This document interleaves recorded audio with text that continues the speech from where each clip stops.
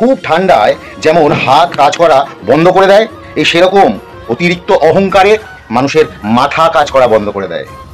সবসময় সব কথার প্রতিশোধ নিতে যেতে নেই, কারণ সব জিনিসের একটা সময় আছে। সবই তুমি করবে, কিন্তু সময় হলে তখনই করো।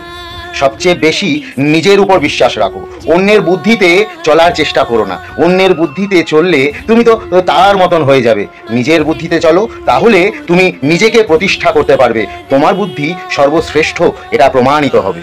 আর কোনো দুর্বল ব্যক্তির উপরে বা অপর ব্যক্তির উপর ভরসা করে নিজেকে প্রমাণ করার চেষ্টা করো না, কারণ নিজেকে প্রমাণ করতে গেলে নিজের ক্ষমতায় প্রমাণ করতে হয়, অপরের ক্ষমতায় নয়।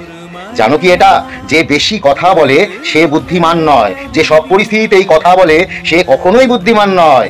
সবচেয়ে বুদ্ধিমান তো সে যে কোথায় চুপ থাকতে হবে আর কোথায় কথা বলতে হবে সেটা বিচার বিশ্লেষণ করে তবেই একটা কথা বলে, তাই না?